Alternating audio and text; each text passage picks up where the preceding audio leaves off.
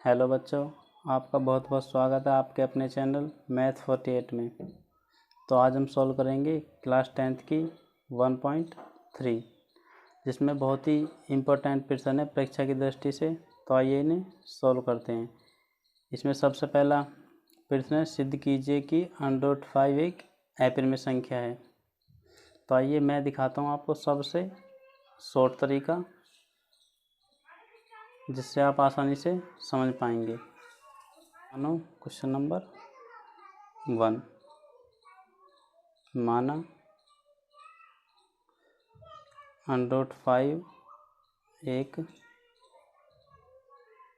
परिमेय संख्या है। ये आपको सब पता लग जाएगा। आप एक बार डिस्क्रिप्शन में जाकर अबाउट द चैप्टर देखिए, आप सब समझ जाएंगे कौन सी परिमेय संख्या होती है, कौन से अपरिमेय, सब। इसके बाद यदि ये एक परिमेय संख्या है तो हम इसे p/q के फॉर्मेट में लिख सकते हैं, जहाँ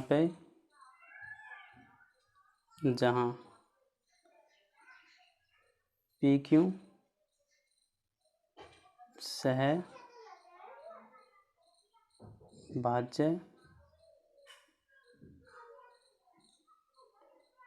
संख्याएं हैं। सहभाज्य संख्या वे संख्या होती हैं जो केवल HCF 1 देती हों।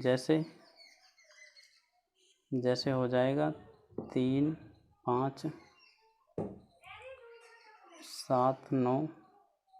ये ऐसी संख्याएं हैं, ऐसे पेयर हैं जो केवल HCF 1 देती हैं। तो ऐसी सारी संख्याएं सहभाज्य कहलाती हैं। दूसरे शब्दों में बोलोगे तो आप ऐसा बोलोगे कि वे नंबर जो केवल 1 से डिवाइड होते हैं और किसी से नहीं होते हैं।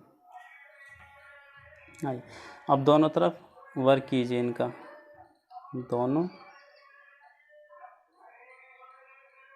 तरफ वर्ग करने पर, इस तरफ वर्ग करेंगे तो ऐसा फॉर्मेट हो जाएगा आपका √5 का वर्ग बराबर p का स्क्वायर q का स्क्वायर। वर्ग से रूट कट जाएगा, यहाँ पे ये बचेगा 5 बराबर p²/q²। इसके नीचे 1 मानकर इनकी तिरछी मल्टीप्लाई कर दो। इसकी इसमें करेंगे तो 5q² = 1p²। 1 को लिखो या मत लिखो। अब यहाँ पर आके आप गौर से देखेंगे, यदि 5 इस तरफ मल्टीप्लाई में तो इस तरफ जब भी जाएगा डिवाइड में जाएगा, इसका मतलब 5p को ज़रूर डिवाइड करेगा। p का मान जो भी आएगा उसे ज़रूर डिवाइड करेगा, चाहे कुछ भी रखो। तो यहाँ लिखेंगे हम, यदि 5p² को डिवाइड करता है तो p को भी करेगा।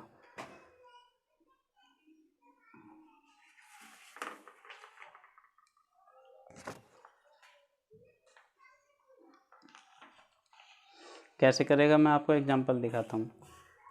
मानो आपने 5 का वर्ग है, इसकी फॉर्मेट में ही तो है, p की पावर की फॉर्मेट में, जहाँ p का मान 5 है।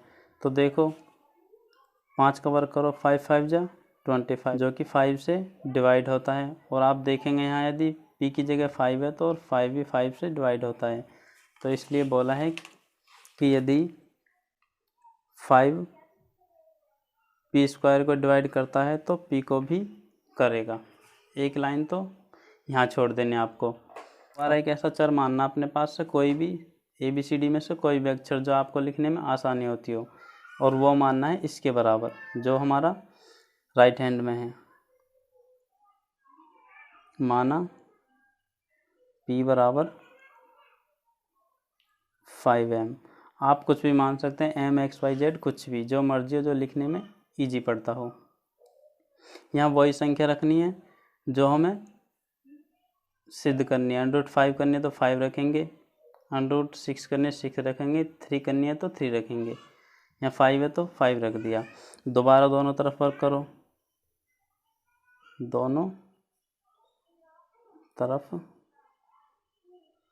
वर्ग करने पर इस तरफ तो हो जाएगा p² और इस तरफ हो जाएगा 25m²। अब इसे इक्वेशन 1 मान लेना। अब इस p की वैल्यू को इस इक्वेशन 1 में यहाँ रख दो। समीकरण 1 में p² का मान रखने पर रख दो यहाँ 5q² इक्वल टू 25m²। मतलब जहाँ पे p है वहाँ पर रख लेंगे 25m² और 5 से इसे 5 बार डिवाइड कर देंगे, बचेगा q² इक्वल टू 5m²। अब यहाँ पे देखिए इस बार 5 इस तरफ है, मतलब जब 5 को इस तरफ ले जाएंगे तो q² को डिवाइड करेगा। तो यहाँ पे भी जो हमने यहाँ लाइन लिखी उसे एक बार यहाँ दोबारा रिपीट कर देंगे। यदि 5q² को डिवाइड करेगा तो q को भी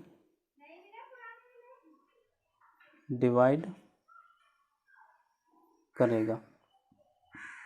अब हम इस वाली लाइन और इस वाली लाइन के आधार पर ये कह सकते हैं, देखो यहाँ पर खुद यहाँ पे p5 से डिवाइड हो रहा और यहाँ पे q5 से डिवाइड हो रहा, और हम मान के चले कि ये ऐसी संख्या है p q जो सहभाज्य केवल और केवल एक से कटेंगी और किसी से नहीं कटेंगी, और यहाँ के ये दोनों से कट रहे हैं। इसका मतलब जो हमने माना वो गलत है, और यदि जो हम मान के चलें वो गलत है, इसका मतलब है जो बुक में दिया गया है वो सही है। अतः मैं वीडियो को थोड़ा स्किप कर रहा हूँ ताकि लिख के सीधा आपको दिखा सकूँ। तो लास्ट में आपको ये लिखना होगा कि p तथा q दोनों 5 से डिवाइड होते हैं, लेकिन हमने माना था कि p q सहभाज्य संख्या हैं जो केवल 1 से डिवाइड होती हैं या केवल एक HCF देती हैं। अतः हमने जो माना वो गलत है, इसलिए जो बुक में दिया है वो सही है। तो 1/5 एक अपरिमेय संख्या है। यह होगा सिद्ध। क्वेश्चन नंबर 2, सिद्ध कीजिए कि 3 + 2√5 एक अपरिमेय संख्या है। सेम इसकी तरह ही इसे भी सिद्ध करेंगे। क्वेश्चन नंबर 2, इसमें भी स्टार्टिंग से मान के चलो कि माना 3 + 2√5 एक परिमेय संख्या है। अतः इसे भी हम p/q के फॉर्मेट में लिख सकते हैं, p/q। अब यहाँ पर देखो 3 यहाँ पे प्लस में उस तरफ जाएगा माइनस में, p/q -3। इसके नीचे आप अपनी सुविधा के लिए 1 मान लो। अब यहाँ पे 2 मल्टीप्लाई में उस तरफ जाएगा डिवाइड में, 1/5 इक्वल टू p/q, यहाँ आ जाएगा 2 और -3/2, दोनों के डिवाइड में आ जाएगा नीचे। अब यहाँ एक बात गौर से देख, यदि परिमेय संख्या जोड़ते हैं तो भी आंसर परिमेय संख्या आता है। यदि हम किसी संख्या में 0 से गुना करते हैं तो भी आंसर एक परिमेय संख्या, और यदि हम किसी परिमेय संख्या में परिमेय संख्या से डिवाइड करते हैं तो परिमेय संख्या ही आती है। अतः जब हम ये तो हमने माना ही है p/q एक परिमेय संख्या है, और 2 से गुना होएगी तो जो भी आंसर आएगा वो भी एक परिमेय संख्या होगी। यहाँ परिमेय संख्या है और ये भी आपके सामने परिमेय संख्या। जब परिमेय संख्या उस परिमेय संख्या घटाएंगे तो एक परिमेय संख्या ही आएगी। अतः इसे मानो आप RHS और इसे मानो LHS। अतः हम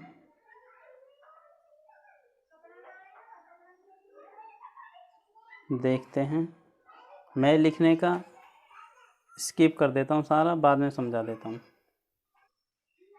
देखिए यहाँ पे हम देखते हैं कि RHS में एक परिमेय संख्या है तथा LHS में एक अपरिमेय संख्या है। दोनों अलग अलग हैं, जबकि बीच में इक्वल का साइन है, उसके अनुसार दोनों बराबर होने चाहिए थे, जो कि नहीं है। अतः जो हम मान के चले हैं कि ये एक परिमेय संख्या है वो गलत है। और यदि हमारा माना हुआ गलत है तो जो बुक में दिया गया कि 3 + 2√5 एक अपरिमेय संख्या सिद्ध कीजिए, वही सही है। अतः मतलब इसलिए दी गई संख्या अपरिमेय है। ये क्वेश्चन भी आपका कंप्लीट। 3 पर 3 का फर्स्ट।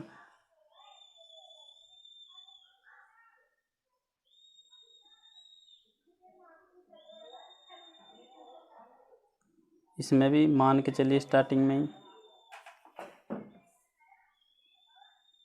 माना 1/√2 एक परिमेय संख्या है। अतः 1/√2 = P/Q लिख सकते हैं। उल्टा कर दो, इस तरफ उल्टा करेंगे 2 ऊपर 1 नीचे, और इस तरफ उल्टा करेंगे तो Q ऊपर P नीचे। अब देखो, एक परिमेय संख्या को चाहे उल्टा करो चाहे सीधा, तब भी परिमेय रहेगी, क्योंकि इसके नीचे 1 है तो इसका P/Q का फॉर्मेट है, इसका भी। तो इस तरफ आप देख रहे हैं RHS में और यहाँ पे LHS में। मैं लिखने का सारा स्किप कर देता हूँ, लिखने के बाद आपको सीधा दिखाता हूँ ताकि वीडियो ज़्यादा। देखिए, अतः हम पाते हैं कि RHS में परिमेय संख्या है तथा LHS में एक अपरिमेय संख्या। क्वेश्चन के अनुसार दोनों तरफ समान संख्या होनी चाहिए। यदि इस तरफ परिमेय है तो इस तरफ भी परिमेय होनी चाहिए, और इस तरफ अपरिमेय है तो इस तरफ भी अपरिमेय संख्या होनी चाहिए थी, जो कि नहीं आई। अतः 1/√2 एक अपरिमेय संख्या है। बस आपको इतना करना और आपका क्वेश्चन कंप्लीट। आइए अब आता इसका पार्ट सेकंड, क्वेश्चन नंबर 3 का सेकंड। इसे भी मान के चलो, स्टार्टिंग में ही माना 7√5 एक परिमेय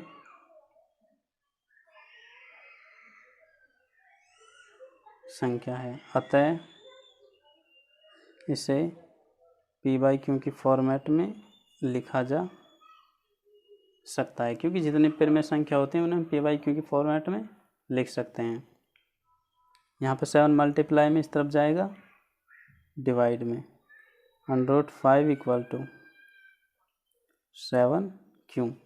7 में मतलब एक परिमेय संख्या में यदि हम 7 से गुना कर देंगे उसके हर में, तो भी एक परिमेय संख्या ही रहेगी। और यहाँ आप देखिए, इस तरफ अपरिमेय संख्या, उस तरफ परिमेय, फिर वही कंडीशन आ जाती है जो बाकी में करी है। तो इसे भी आप बस ऐसे ही लिख दो बाकियों की तरह। मैं लिखने का सारा स्किप कर देता हूँ ताकि सीधा। देखिए, यहाँ हम पाते हैं कि RHS में परिमेय संख्या है और LHS में अपरिमेय संख्या, जबकि क्वेश्चन के अनुसार ये समान होनी चाहिए थी। मतलब इस तरफ भी परिमेय और इस तरफ भी परिमेय, या फिर इस तरफ भी अपरिमेय और इस तरफ भी अपरिमेय चाहिए थी, लेकिन समान नहीं है। अतः 7√5 एक परिमेय संख्या है। मतलब जहाँ कहीं भी हम इसमें नकारात्मक भाव दिखा देते हैं, वहाँ हम इस लाइन को लिख सकते हैं, क्योंकि हम मान के चले कि एक परिमेय संख्या है, और जब माना ही हुआ गलत है तो ये बची हुई अपरिमेय ही बचेगी। हो गया बस। और इसका part third same question number 2 की तरह, वहाँ पे हम इस 3 को ले गए थे उस तरफ, यहाँ पे ले जाना है हमें 6 को। यहाँ पे डिवाइड में ले गए थे, यहाँ पे डिवाइड में ले जाने की जरूरत नहीं, बस सीधा लिखना शुरू करना है कि RHS में परिमेय संख्या है और LHS में अपरिमेय संख्या, इसलिए ये दी गई संख्या एक अपरिमेय संख्या है। लिखा तो मैंने सब में ये थोड़ा थोड़ा चेंज है सब में, लेकिन है सबका मतलब एक जैसा ही। तो आप भी वहीं से देख के लिख लेना और सेम इसके जैसे ही ने भी